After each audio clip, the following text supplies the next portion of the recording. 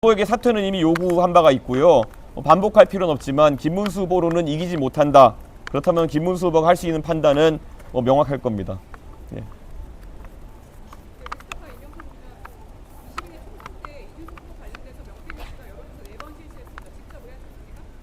무슨 말씀하시는 거죠? 명태균 씨는 알아서 여론조사 돌리는 분이지 누가 의뢰한다고 돌리는 분이 아닙니다. 예. 기자회견에 관한 질문 해주시고요. 예, 저는 어제 뉴스타파의 보도에 대해 가지고 제 입장을 이미 페이스북에 게시하지 않았습니까? 예, 또 혹시 질문 있으신가요? 예. 그럼에도 불구하고 여론조사 같은 데 보면은 단일화를 원한다는 그런 조사 내용들도 있고 한데 후보님께서는 단일화는 전혀 이제는 고려 대상이 아니라는 걸 확인하시는 예, 저는 명쾌한 입장을 계속 밝히고 있습니다. 제가 한 번이라도 흔들림이 있었다면은 아마 그에 대해 가지고 뭐 다른 생각이 있다고 생각할 수 있을 텐데요. 저는 한 번도 그런 단일화에 동의한 적이 없습니다. 예.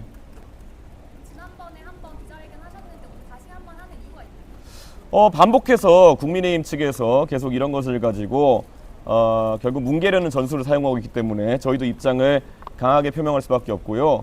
특히 민주당 같은 경우에는 계속 이제 선거 막바지에 두려움에 좀 떨고 있는지 계속 여기에 대해서 본인들이 곧 거짓으로 판명될 입장을 계속 반복하면서 표심을 요동치게 하려고 하는 것 같은데 저는 굳건한 의지를 표현할 필요가 있다고 생각했습니다. 예.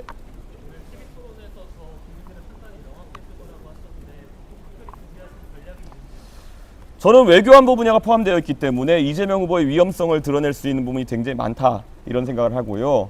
특히 이재명 후보 하면은 대한민국의 정치를 지금까지 혼란에 빠뜨린 당사자입니다. 특히 지난 탄핵에 관한 헌법재판소의 판결에도 보면은 물론 윤석열 대통령의 계엄은 굉장히 잘못된 것이고 하지만 국회 차원에서도 국회 운영 차원에서도 조금은 바뀔 점이 있다라는 것을 헌법재판소가 지적한 바가 있습니다. 그래서 저는 이재명 후보가 이 사안에 있어서 저는 정치 변화를 위해서는 스스로도 좀 태도를 바꿔야 될 필요성이 있다라는 것을 지적하고 싶습니다.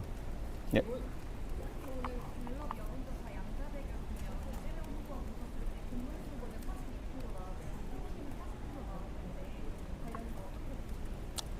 오늘 중앙일보에서 의뢰한 갤럽 조사를 보면은 결국 이재명 후보의 지지율이 어디까지 낮아지느냐가 굉장히 중요하다는 것을 의미하고요. 저 이준석이 나섰을 때 결국 이재명 후보의 득표율이 낮아진다는 것이 그런 오늘 여론조사의 함의점이라 볼 수 있을 것 같습니다. 그래서 이재명 후보의 지지율이 실제 40%로 줄어들게 되고 유권자께서 전략적으로 이준석에게 표를 몰아줬을 때 결국 이재명 후보를 꺾는 모델이 가능하다.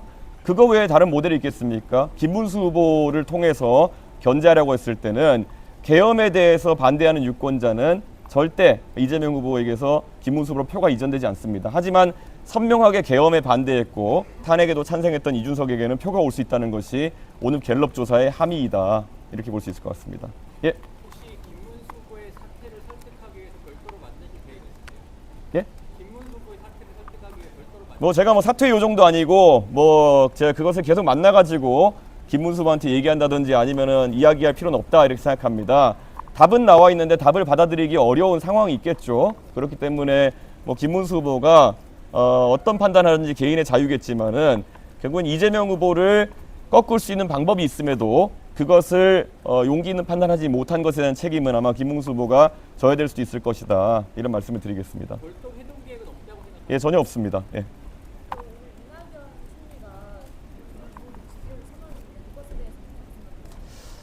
저는 이 자리를 빌어서 우리 광주 전라 지역의 유권자들에게 말씀드리고 싶습니다.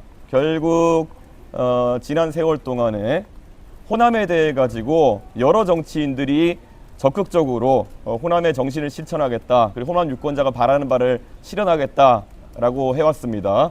근데 과연 이 시점에서 봤을 때 뭐 이재명 후보가 마음에 안 드는 그런 유권자가 계시다면은 그러면 선명한 대안은 누구인가? 이준석인가? 아니면은 이낙연인가? 이런 것들이 이제 느껴지실 것이다 이렇게 생각합니다. 저는 호남의 유권자들 같은 경우에는 그 윤석열 대통령의 계엄에 대해 가지고 굉장히 부정적인 입장을 가지고 계시면서 한편으로는 또 이재명 후보의 포퓰리즘에 대해서 부정적인 의견을 갖고 계신 분들이 있을 것이다 이렇게 생각합니다. 그런데 끝내 그런 계엄에 책임이 있는 세력과 공동정부를 구성하겠다고 그런 부도수표에 달려간 이낙연 전 총리는 오늘도 제가 봤더니 어떤 단체에서 파문되었다 뭐 그런 얘기까지 나오던데요. 저는 그런 호남이나 아니면 합리적인 중도 유권자의 기대를 저버린 것이 아닌가 그런 생각을 하고 있습니다. 지금 선거가 다가오니까 결국 정치권에서 엉덩이가 무겁지 못한 사람들이 양 진영으로 달려가는 것을 놓고 무슨 통합이니 이런 말을 하는 경우가 있을 텐데요.